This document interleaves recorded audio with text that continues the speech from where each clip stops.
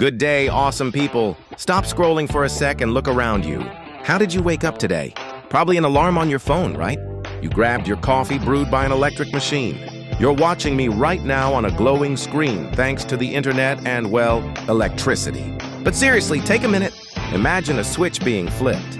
Poof, the internet gone. The power grid, dead. Every wire, every satellite, every glowing screen. Just a silent, useless chunk of plastic and metal. What would that first morning back in the literal dark ages actually feel like? Forget the zombie apocalypse. This is the digital apocalypse. We're talking about a reset button on civilization as we know it.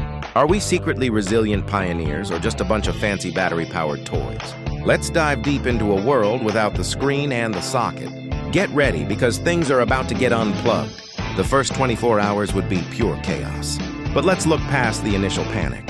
Once the batteries die, the real change begins in our daily routine. Waking up. Forget endless scrolling. You're waking up with the sun, or maybe a rooster, if you're lucky enough to live near one. Your morning news update, it's probably shouted across the neighbor's fence. The commute. Gas pumps need electricity, so cars eventually stop running. Say goodbye to the train. We're back to walking, bicycles, or maybe horses if you can find one. Think of the nearest grocery store. Now imagine walking 3 hours with a sack on your back to get there. Socializing and entertainment. This is where it hits hardest. No DMs, no TikTok, no Netflix. People would have to gasp actually talk to each other. Community centers, local pubs, or the town square become the only social networks. We'd be exchanging stories, singing, and playing simple physical games. Hey, let me know in the comments. What's the very first essential piece of technology you'd miss if the power went out forever? For me, it's probably the fridge. Spoiled food nightmare. Work and school. Offices are useless. Manufacturing stops. Schools become oral tradition centers, relying on old paper books and rote memorization.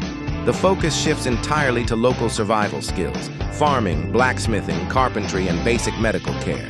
Could the loss of digital distractions actually make us more present, more skilled, and maybe even a little smarter about the real world? It's a challenging thought. This is where society truly breaks down and reforms. Our current global economy runs on two things: speed, instant communication, and volume, mass production logistics.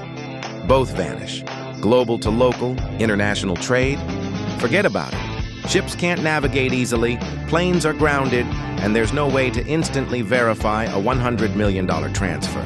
The economy collapses back to a local, agrarian, or small-scale industrial model. The death of money? Banks rely on computers and ledgers. Paper money is just paper if you can't verify its value. The immediate aftermath would likely see a return to barter, trading a sack of potatoes for a hand-woven blanket or a service, like fixing a roof, for grain. Imagine trying to buy a new pair of boots. You don't go to Amazon. You go to the local cobbler. You pay him not with a credit card, but with eggs, firewood, or perhaps a promissory note to help him harvest his field next week.